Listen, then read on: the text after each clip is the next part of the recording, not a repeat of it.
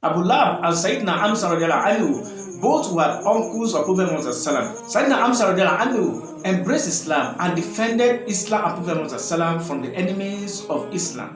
But Abu Lahab did not embrace Islam and became antagonist to Islam. When the Prophet was called to prophethood, he invited his kinsmen as Allah subhanahu wa ta'ala commanded him to invite his people to Islam. But this invitation didn't go down well with Abu Lahab. He rebuked the Prophet and caused him why did Prophet invited them to Islam.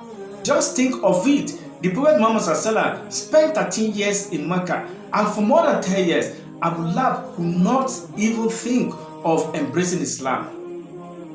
Just for him to say La ilaha illallah Muhammad Rasulullah sallallahu alaihi wasallam, there's no deity worthy of worship except Allah, and Prophet Muhammad is the messenger of Allah subhanahu wa ta'ala. This simple sentence became very difficult for him to pronounce. It was because Allah subhanahu wa ta'ala had condemned him and written him off among the people who could have embraced Islam because of his stand against the Prophet and Islam and persecution that he levied against the Prophet.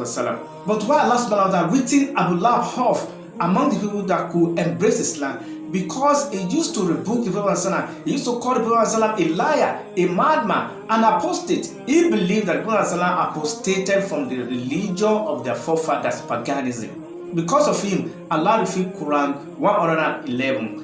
تبت يدا عبد اللهب وتب ما أغنى عنه ماله وما كسب سيصلى نارا ذات لهب وامرأته حمالة الحطب في جيدها حبل من مسد. Allah says the two hands of Abu Lahab will perish and he will perish.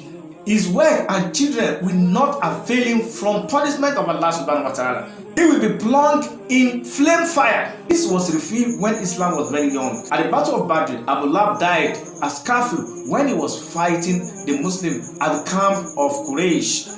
What do we need to learn from this? As a person, you don't need to be antagonist to the people who are disseminating the message of Allah subhanahu wa ta'ala. You don't need to persecute them because Abu Lahab was persecuting the companions of Prophet Muhammad.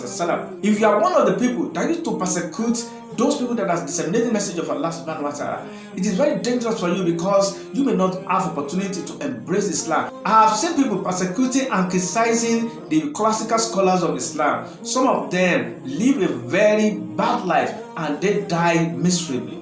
If you can't embrace Islam, don't abuse the Prophet or persecuting and criticizing the people that are disseminating the message of Allah subhanahu wa ta'ala. Leave us alone. May Allah subhanahu wa ta'ala continue to guide us to his righteous path of Islamic monotheism. Assalamu alaikum wa rahmatullahi wa barakatuh.